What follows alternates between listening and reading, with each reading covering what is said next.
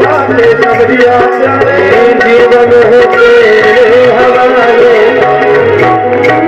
जीवन है तेरे हवाले, मुरलिया वाले, जीवन है तेरे हवाले। ताली से हरि हरि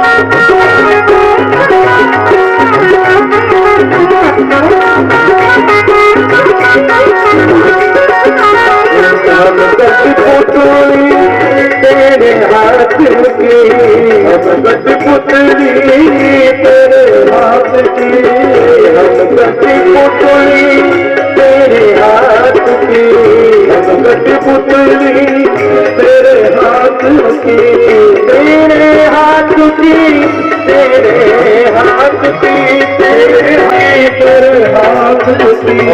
चाहे जैसे न जाने, ओ चाहे जैसे न जाने, मुरलिया वाले, चाहे तुझे तेरे जाने, मुरलिया वाले, जीवन है तेरे हवाले, मुरलिया वाले, जीवन है तेरे हवाले, मुरलिया वाले।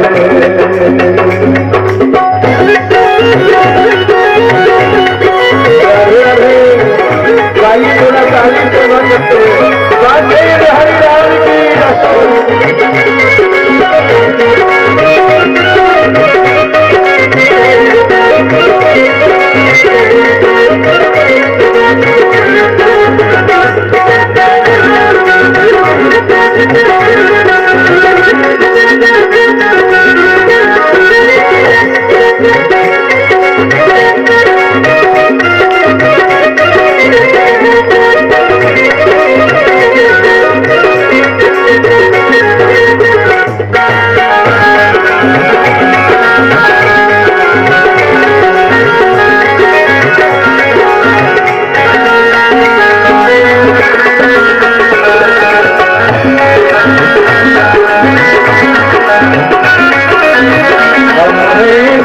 की तेरे अधर की, हम तो है बरसी तेरे अधर की, हम है मुरली तेरे अधर की, हम तो मुरलिया तेरे अधर की, तेरे अधर की, तेरे अधर की, तेरे अधर की, तेरे अधर की, ओ तेरे अधर की, तेरे अधर की, तेरे अधर की, तेरे अधर की, गम की तेरे अधर की, हम तो है बरसी तेरे अधर की।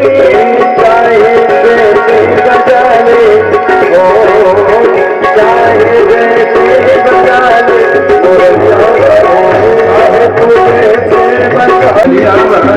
जीवन है तेरे हवाले, हरि हरि बोल।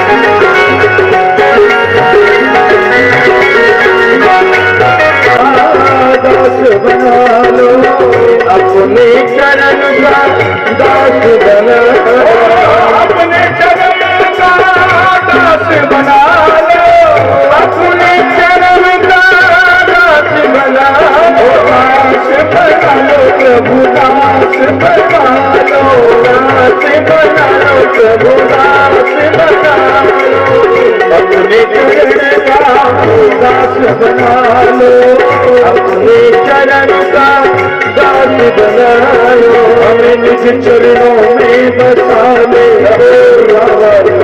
निज चरणों में बसा ले मुरलिया वाले जीवन है तेरे हवाले मुरलिया वाले जीवन है तेरे हवाले मुरलिया वाले तेरे चरणों के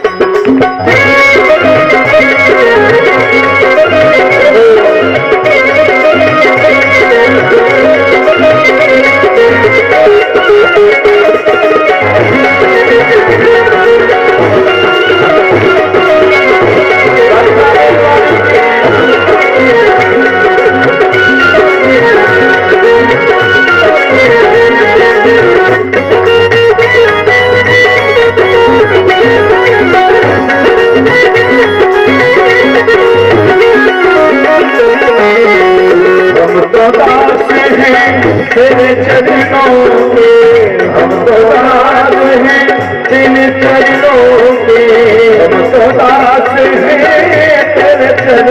के हम तो दास हैं तेरे चरणों के वृंदावन में बुला ले मुरलिया वाले वृंदावन में बुला ले मुरलिया वाले जीवन है तेरे हवाले मुरलिया वाले जीवन है तेरे हवाले मुरलिया वाले मुरलिया वाले साधा बसुरिया वाले मुरलिया वाले साधा बसुरिया वाले मुरलिया वाले मुरलिया वाले साधा मुरलिया वाले साधे मुरलिया वाले जीवन है तेरे हवाले मुरलिया वाले जीवन है तेरे हवाले जीवन है तेरे हवाले जीवन है तेरे हवाले मुरलिया वाले जीवन है तेरे हवाले मुरलिया वाले जीवन है तेरे हवाले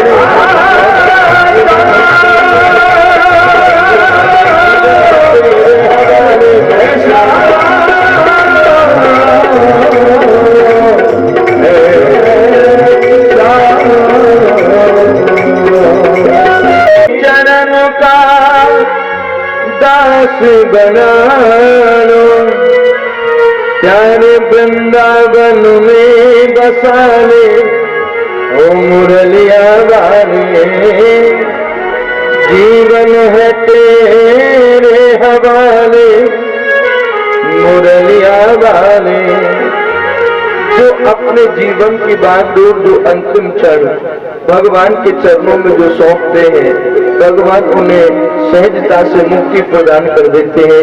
इसलिए शिशुपाल के शरीर से तेज ज्योति निकली और भगवान ने मुक्ति को प्रदान कर दिया। राजसी यज्ञ को भगवान ने संपन्न कराया जिस राजसी यज्ञ में भगवान ने स्वयं अपने शरीर से जो सेवा की वो झोंपी पत्तल उठाने की सेवा भगवान ने ली। राजसी यज्ञ युधिष्ठिर की ने काम में झूठ उठाई सबसे ऊंची प्रेम सगाई। भगवान ने उस राजसी यज्ञ को जाकर के संपन्न कराया। तत्पश्चात एक समय की बात द्वारका में देव ऋषि नारद का आगमन हुआ। वसुदेव जी ने देव ऋषि नारद का स्वागत किया और उनसे बड़ा उत्तम प्रश्न किया। हे महात्मन, मैं आपसे पूछना चाहता हूं कि मरने वाले व्यक्ति को क्या करना चाहिए। कितना उत्तम प्रश्न है? वही प्रश्न जो राजा परीक्षित ने सुखदेव जी से किया कि मरने वाले को क्या करना चाहिए, वही प्रश्न आज अंतिम दिवस की कथा में देव ऋषि नारद से वसुदेव जी ने पूछा है कि मरने वाले व्यक्ति को क्या करना चाहिए। राजन, श्वास श्वास पे कृष्ण भज, वृथा श्वास मत खो, न जाने या श्वास को जन आवन होए न हो। मरने वाले व्यक्ति का कर्तव्य है जिस देश में जिस भेष में परदेश में रहो, राधा रमन राधा रमन राधा रमन कहो। कहीं भी क्यों नहीं है, कैसी स्थिति परिस्थिति में क्यों नहीं है, मृत्यु कभी भी कहीं भी आ सकती है, इसलिए हमेशा भगवान का नाम स्मरण करते रहो। ये मरने वाले व्यक्ति का कर्तव्य है। क्यों? व्यक्ति के साथ दो वस्तु जाती हैं, याद रखिए। कहते ना, अरे क्या लेकर के आए, क्या लेके जाओगे, लेकर के जाना है क्या? दो वस्तु जाती हैं, एक तो भगवान का लिया गया मुख से नाम, ये हमारे साथ में जाती है वस्तु। दूसरा, इन हाथों से दिया गया दान, इन हाथों से दिया गया दान, ये इस प्राणी के साथ में जाता है। इसलिए बंधुओं, कभी समय मिले तो दान करने में पीछे मत रहो। हर समय भगवान का नाम स्मरण करते रहो, भगवान का गुणानवाद अपने मुख से गाते रहो, क्योंकि मृत्यु का कोई भरोसा नहीं है। मृत्यु कहीं भी कभी भी आ सकती है। आज हेलो, थोड़ी आवाज कर दो।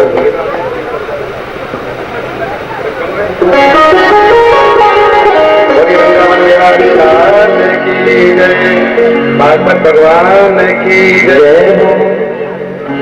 जैसे कि आप सब लोग देख रहे हैं, बहुत अच्छी भगवान महाराज ने कथा कही, उसका रसवर्णन आप सब लोगों ने किया।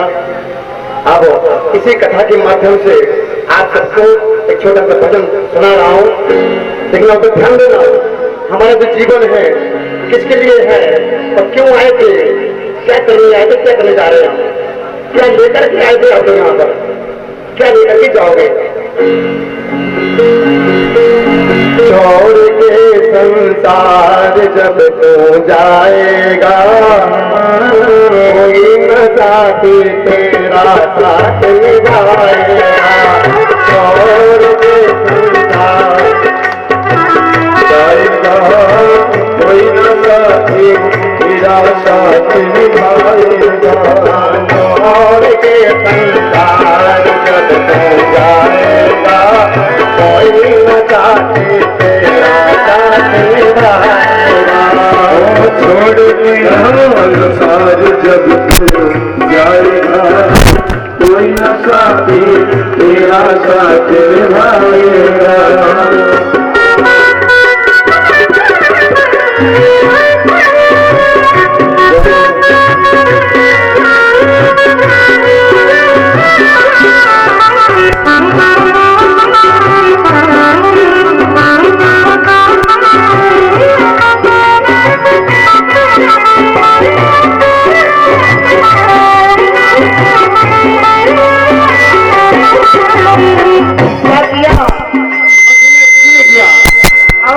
भगवान कहते हैं, अरे भक्त किस लिए पहुंचा मैंने तुझे यहाँ पर, तूने हरि का भजन किया ना, सत्संग किया तो धन्या।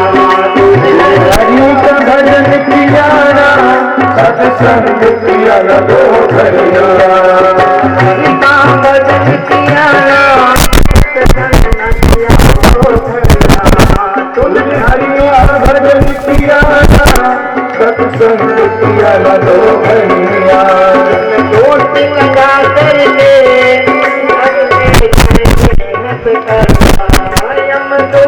लगा करके जब ले जाएंगे हथकड़ियाँ, बताएगा बताएगा, बोल छुड़वाएगा,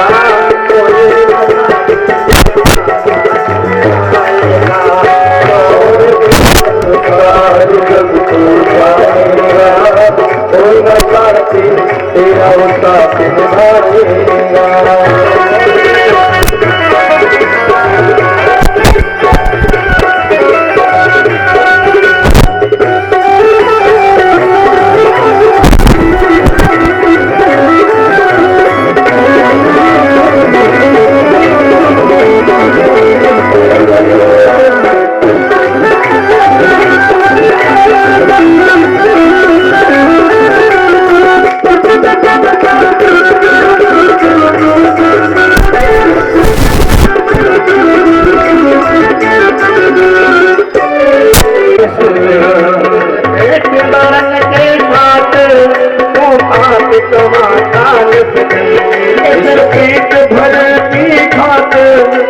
बाप कमाता निस्दिन। शमशान में लकड़ी रख के जब आग लगे एक दिन, शमशान में लकड़ी रख के जब आग लगे एक दिन। क्या होगा, फिर क्या होगा, राख हो जाएगा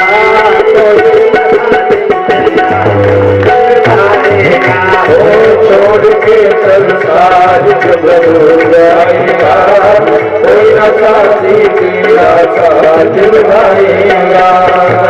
संसार जब हो जाएगा, कोई न साथी तेरा साथ निभाएगा। छोड़ के संसार जब हो जाएगा, कोई न साथी तेरा साथ निभाएगा।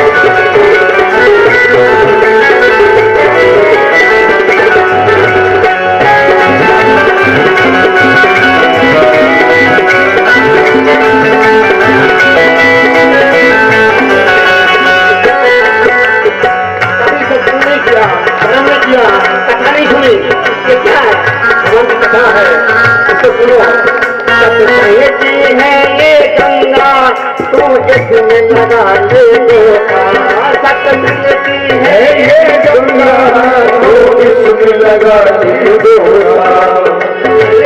है ये गंगा, तो इसमें लगा ले की है ये गंगा, तो इसमें लगा ले दुनिया से जाएगा रोता रोता, दुनिया से एक दिन जाएगा रोता रोता। दुनिया से जाएगा रोता रोता, वरना इस दुनिया से हो जाएगा रोता रोता। क्या होगा, ये कौन बताएगा, बात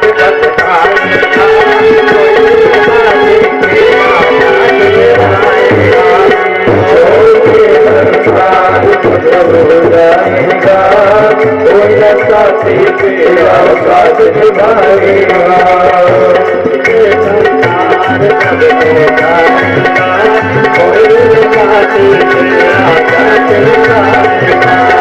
छोड़ के संसार जब हो जाएगा, कोई न साथी तेरा साथ निभाएगा, कोई न साथी तेरा साथ निभाएगा।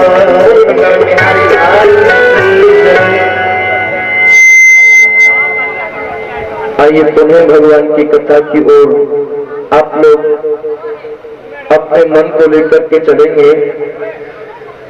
भगवान सहजता से अपने भक्त के ऊपर कृपा कर देते हैं। वही कृपा भगवान ने ससपाल के ऊपर की, वही प्रश्न आज देव ऋषि नारद से वसुदेव जी ने किया है कि मरने वाले व्यक्ति को क्या करना चाहिए। राजन, लिया गया भगवान का नाम ये हमारे साथ में जाता है, और दिया गया दान ये प्राणी के साथ में जाता है। ये दो वस्तु इस प्राणी के साथ में जाती हैं। हमेशा हमारे सत्कर्म व्यक्ति को जीवन में बचाते हैं। कभी कभी ऐसा समय आता है, बोले हम तो मर ही गए थे, इतने दिनों तक बेड के ऊपर पड़े रहे, इतने दिनों तक हॉस्पिटल में भर्ती रहे, जब मर ही गए तो फिर बच कैसे गए? क्योंकि मार तो हमारे बुरे कर्मों ने दिया और बचा हमारे सत्कर्मों ने लिया। इसलिए जीवन में जो सत्कर्म हम लोग करते हैं वो अवश्य पल पल पर हमारी सहायता करते हैं। यह प्राणी के साथ में जाने वाली वस्तु है। एक बार राजा अकबर ने बीरबल के लिए 3 रुपए दिए और बीरबल से कहा, भाई बीरबल बाजार में जाओ और 3 सामान खरीद करके लाओ। कहिए महाराज क्या लेकर के आऊं? बोले 1 रुपए से अब के लिए, आप ध्यान से सुनना, अकबर ने बीरबल के लिए 3 रुपए दिए और 3 सामान मंगाए। पहला सामान 1 रुपए से अब के लिए, 1 रुपए से जब के लिए, और 1 रुपए से न अब के लिए और न जब के लिए। बीरबल ने 3 रुपए हाथ में ले लिए, लेकिन सोच में पड़ गया, आज राजा ने क्या मांग लिया भाई, है कुछ ना कुछ तो बाजार से ला करके देना पड़ेगा। और बीरबल बड़ा बुद्धिमान, 3 रुपए अपने बुद्धि के अनुसार बीरबल ने जाकर के और बाजार में खर्च कर दिए, लौट करके चला आया। राजा ने पूछा, बीरबल जो कुछ मैंने मंगाया वो ले आए? हाँ महाराज ले आया। क्या लाए हो? आपने क्या मांगा? बोले 1 रुपए से अब के लिए। बीरबल ने गरम गरम जलेबी निकाल करके दे दी, महाराज ये अब के लिए है, बाद में खाएंगे, अच्छी नहीं लगेंगी, ठंडी हो जाएंगी, ये अभी खा लीजिए तो अच्छी लगेंगी, ये अब के लिए। और जब के लिए, जब मैं बाजार में आगे की ओर गया तो मैंने बाजार में जाकर के देखा कि कहीं भगवान की कथा हो रही थी, कहीं भगवान का मंदिर था, मैंने 1 रुपया दान में दे दिया, उसका फल अब नहीं मिलने वाला है, वो अब के लिए नहीं है। जब आप इस दुनिया को छोड़ करके जाएंगे, ये संसार की दौलत जब विराम ले जाएगी, जो आपने दिया है फिर उस दौलत का एक प्रारंभ होगा, तो उस दौलत को आप वहां जाकर के भोगेंगे, इसलिए वो जब के लिए है। और तीसरा रुपया न अब के लिए और न जब के लिए। महाराज आगे जब मैं बाजार में बढ़ा तो वह एक वैश्या नृत्य कर रही थी, 1 रुपया मैंने उस वैश्या के लिए दे दिया, न उसका फल आज मिलेगा और न कल मिलेगा, इसलिए वो न अब के लिए और न वो जब के लिए। जो वस्तु हम दान में देते हैं वो अब के लिए नहीं, वो जब के लिए। जब ये दुनिया की दौलत विराम ले जाती है, हम लोग डॉक्टरों से हाथ जोड़ करके प्रार्थना करते हैं कि चाहे 5 लाख रुपए ले लेना, लेकिन हमारे पिताजी को जीवित कर दो, दादाजी को जीवित कर दो। डॉक्टर भी हाथ जोड़ करके मना कर देते हैं, हम कुछ नहीं कर सकते, अब भगवान ही इसकी सहायता कर सकते, भैया ले जाइए। तो बंधुओं, फिर जीवन में सत्कर्मों की दौलत प्रारंभ हो जाती है, फिर जो कुछ किया है वो हमको भोगना पड़ेगा। कहते हैं ना, अरे मरने के बाद किसने देखा है? मरेंगे तो देखा जाएगा, अभी तो हम जी रहे हैं, ऐसा आराम से जीना चाहिए। तुमको ही भोगना पड़ेगा, और कोई भोगने के लिए नहीं आएगा। और ऐसा नहीं 10 दिन हम पाप कर ले तो 20 दिन हम लोग सत्कर्म कर ले तो अच्छे रहेंगे, नहीं। पापों का परिणाम अलग भोगना पड़ेगा और पुण्य का परिणाम अलग भोगना पड़ेगा। ये दोनों वस्तु अलग अलग भोगनी पड़ती है। इसलिए हो सके तो जीवन में अच्छा करते हुए चलो, जो कि यहाँ भी आपको समाज अच्छा कहे और वहां भी स्वयं भगवान आपकी प्रतीक्षा में खड़े हो कि ये मेरा भक्त कब आएगा, जब आएगा तो उस भक्त को मैं अपने हृदय से लगा करके इससे दुलार करूंगा। ऐसे भगवान के प्रेमी बन करके चलो। देव ऋषि नारद ने जब वसुदेव जी से कहा, राजन वैसे तो दान की हमेशा महिमा अनंत है, लेकिन सूर्य ग्रहण के समय पर कोई भी दान करता है तो उसको 10 गुना अधिक फल प्राप्त होता है। कभी सूर्य ग्रहण का समय आए, 1 रुपया यदि दान करेंगे तो 10 रुपए के बराबर का फल हमको मिलेगा। और यदि पाप भी करेंगे सूर्य ग्रहण के समय पर तो 1 पाप का फल 10 पापों के बराबर का मिलेगा। इसलिए हमको पाप नहीं करना चाहिए, अधिक से अधिक सूर्य ग्रहण के समय पर पुण्य करना चाहिए। तीर्थ स्थान पर जाकर के भगवान का नाम लेना चाहिए, भगवान के लिए दान करना चाहिए, जिससे कि उस दान का हमको कई गुना फल मिले। हम लोग दान ही नहीं कर पाते हैं। बेटा का बर्थडे है, 50,000 रुपये खर्च कर देंगे। अब तो एक नई परंपरा चलती हुई आ रही है, 25 वर्ष हो गए हमारी शादी को, अब तो हम शादी की सालगिरह मनाएंगे। और शादी की सालगिरह ऐसी, महाराज ये समझो कि दूसरी शादी हो रही हो। है, उसमें लाखों रुपए खर्च कर देंगे, लेकिन दान देने की जब बात आती है तो जेब में देखते हैं सबसे छोटा नोट कौन सा है, वो दान में दे देना चाहिए। तो भगवान भी सबसे छोटा जो पुण्य होगा वही आपको देंगे। इसलिए ये समय दान करने के बार बार जीवन में नहीं आते हैं। आपके यहाँ मंदिर है? अरे मंदिर में जाओ, सब लोग हर वर्ष ऐसी व्यवस्था बनाइए, हमारे गांव में, हमारे इलाके में ऐसे भगवान का नाम, ऐसे भगवान का सत्संग होता रहे। और चाहे तो आप लोगों के लिए कोई बड़ी वस्तु नहीं है, 1-2 लाख रुपए खर्च भी हो जाए तो कोई बड़ी वस्तु नहीं है। एक एक घर से यदि 500-500 रुपए भी आप लोग सहयोग करते हैं तो हर वर्ष भगवान की कथा हो जाए। उस एक किसी वर्ष भगवान की कथा ना करा करके कहीं कोई व्यवस्था आपको दिखाई दे रही है कि भाई हमारी गौ माताएं बड़ी दुखी है, तो गौ माताओं के लिए व्यवस्था करनी चाहिए। मंदिर में यदि कोई कमी है, मंदिर में वो पैसा लगाना चाहिए। यदि आप लोग संगठन करेंगे तो संगठन में बड़ी शक्ति है प्यारे, है? इसलिए जुड़िए और जुड़ करके अपने आप को पहचानिए। ऐसा कुछ जीवन में करते हुए चलिए। एक के द्वारा 1000 भक्त भवसागर से पार हो जाते हैं। भागीरथ ने अकेले ने तपस्या की, लेकिन राजा सगर के 60,000 पुत्रों को मुक्ति दिला दी। क्यों? एक अकेला भागीरथ, और देखो कितनों को भवसागर से पार कर दिया। इसलिए आप एक एक करके जुड़ेंगे तो हो सकता है कि ऐसे सुंदर अनुष्ठान जो कि 10 वर्ष में, 5 वर्ष में सुनने को, देखने के लिए मिलते हैं, ऐसे अनुष्ठान, ऐसी भगवान की पावन कथाएं हर वर्ष आपको सुनने के लिए मिल जाए तो इससे सौभाग्य का समय और क्या हो सकता है? आज कुरुक्षेत्र में भगवान ने संदेश भेजा कि सूर्य ग्रहण के समय पर कुरुक्षेत्र में सभी ब्रजवासी पधारे, और वहां आकर के भगवान सबसे मिलना चाहते हैं। 100 वर्ष के पश्चात भगवान ब्रजवासियों से कुरुक्षेत्र में मिले। और बंधुओं, भगवान को देख करके आज वही वात्सल्य मां यशोदा का जाग उठा, जो वात्सल्य, जिस प्रेम से मां यशोदा भगवान को अपनी गोद में खिलाया करती थी। आज भगवान 100 वर्ष से अधिक के हो गए, लेकिन फिर भी आज मां यशोदा ने अपनी लाला को गोद में बिठा करके माखन खिलाया। भगवान की अष्टपटरानी राधा रानी का दर्शन करने के लिए गई। भगवान का प्रसाद कह करके राधा रानी को गर्म दूध पिला दिया, और परिणाम भगवान के पांव में छाले पड़ गए। भगवान ने कहा, देवियों तुमने अपराध किया है, इसका परिणाम मुझे भोगना पड़ रहा है। और वास्तव में यदि शिष्य कोई पाप करता है तो वो गुरु को भोगना पड़ता है।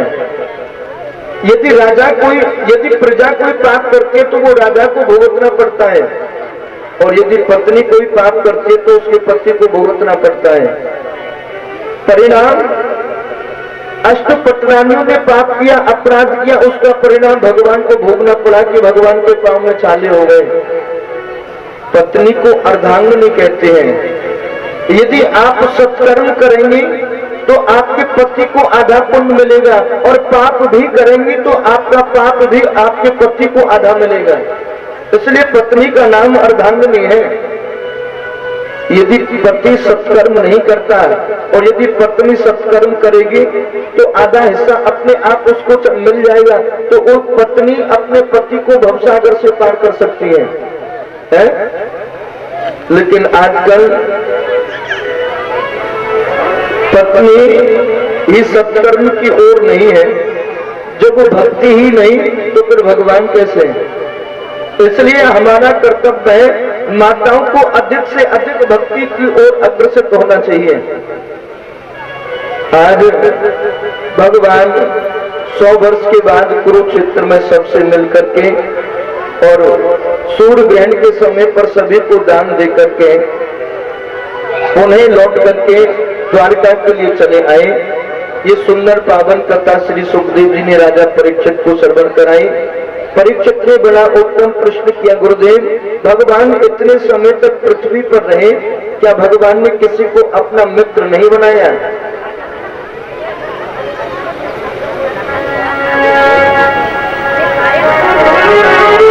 सुखदेव जी से प्रश्न किया कि भगवान ने किसी को अपना मित्र नहीं बनाया। आज सुखदेव जी कहे, राजन परम मित्र थे भगवान के। भगवान ने मित्र बनाया और उसने भी मित्रता को निभाया। बंधुओं,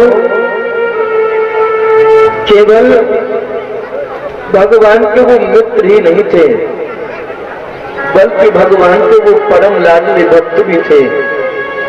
हम लोग केवल मित्रता को नहीं निभा सकते, लेकिन भगवान के ऐसे परम मित्र जिन्होंने मित्रता भी निभाई और उन्होंने भगवान की भक्ति भी की, ऐसा कौन है? एक समय की रात भगवान जब मथुरा में रहते थे, गुरु सांदीपन जी के यहाँ उज्जैन नगरी भगवान विद्या अध्ययन करने के लिए जा रहे थे। बंधुओं, वहां गुरु सांदीपन जी कुलपति उसे कहते हैं जिसके यहाँ 10,000 विद्यार्थी निःशुल्क विद्या अध्ययन करते हो। तो उज्जैन नगरी के गुरु सांदीपन जी कुलपति थे। आज भगवान रथ के ऊपर सवार होकर विद्या अध्ययन करने के लिए जा रहे। अचानक रास्ते में जाते जाते किसी की रोने की आवाज सुनाई दी, तो रो करके भगवान को पुकार रहा है, हे प्रभु दीन बंधु यदुराई, आज कहा तो मुझे रो लगाई। हे दीन बंधु, हे दीनानाथ, हे कृपा निधान, मेरी पुकार सुनो, शीघ्रता से चले आओ। भगवान ने पुकार सुनी और इस रोते हुए के पास में जाकर के खड़े हुए और भगवान जाकर के पूछने लगे, भैया तुम कौन है, यहाँ क्यों रो रहे हैं, आपको क्या दुख है, अपना परिचय दीजिए। आज ये बालक रोता हुआ परिचय दे रहा है, प्रभु जाति विप्र मम नाम सुदामा, पढ़न जात सांदीपन धामा। मैं जाति से ब्राह्मण हूँ, गुरु सांदीपन जी के यहाँ विद्या अध्ययन करने के लिए जा रहा था।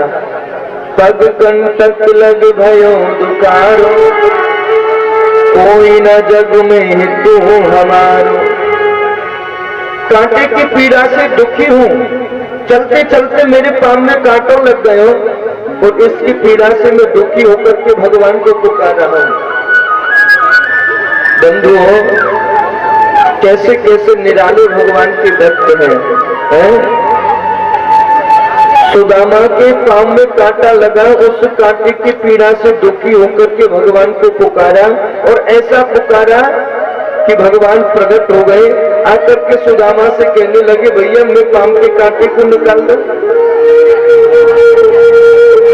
के बिहारी लाल की चाय पी करके थोड़ी भक्तों में फुर्ती आ जाती है।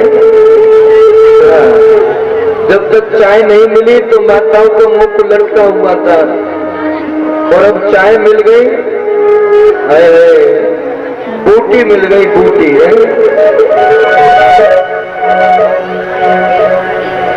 लेकिन शांति से आप लोग केवल 1 घंटे भर की बात हो रहे, आप शांति से भगवान की पावन कथा सुनेंगे तो आनंद आएगा, और नहीं तो हम तो 1 घंटे के बाद कथा करके फिर चले जाएंगे। आप फिर सोचते रहना कि कथा सुन लेते तो अच्छा रहता है।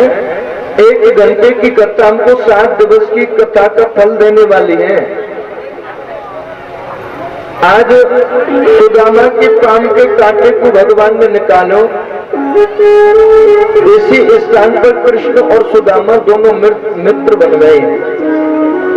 बंधुओं, मित्र कहना बहुत सरल है, लेकिन मित्रता को निभाना बहुत कठिन है।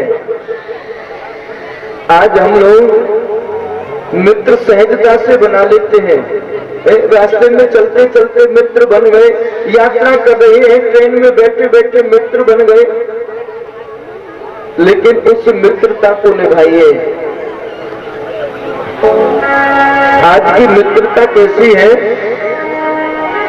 सोरु नर मुनि जन की यह रीति, स्वार्थ लागू करे सब प्रीति। आज की जो मित्रता है वो स्वार्थ की है, लेकिन मित्रता में कोई स्वार्थ नहीं होता है। जहां स्वार्थ है फिर वो मित्रता ही कैसी? मित्रता में कोई भी स्वार्थ ना हो उसे मित्रता कहते हैं। और मित्र का कर्तव्य, यदि मित्र के ऊपर दुख है तो दूसरे मित्र का कर्तव्य है कि अपने मित्र की वो सहायता करे। रामचरितमानस में बाबा तुलसीदास जी ने मित्रों के गुण बताए हैं। मित्रता कैसी हो? लेत देत मनु संख्य न धरहि, लेने देने में कोई भी संकोच न करे। हमारे मित्र ने हमसे कुछ मांगा है तो निसंकोच अपने मित्र के लिए दे देना चाहिए। ये विचार नहीं करे कि लौटा करके देगा कि नहीं। दूसरा लक्षण, जो न मित्र नर होई दुखारी, तिन्हें बिलो कट पातक भारी। जो मित्र अपने मित्र के दुख में दुखी नहीं होता, जो मित्र सुख में सुखी नहीं होता, तिन्हें बिलो कट पातक भारी, वो बहुत भारी पाप का अधिकारी हो जाता है।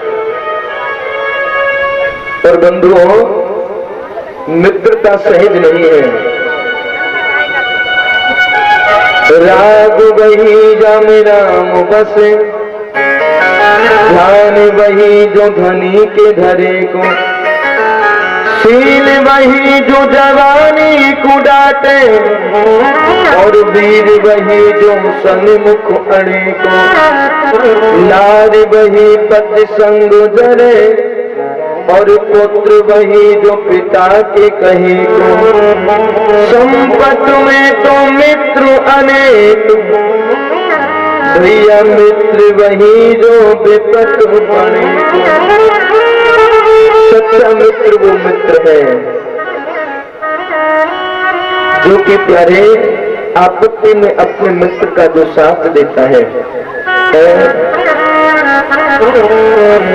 मित्रता कितनी अटूट होती है प्यारे। मित्र,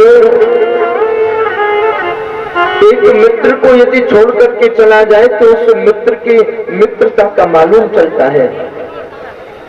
क्या कहे, उस मित्र का कोई वर्णन नहीं किया जा सकता है।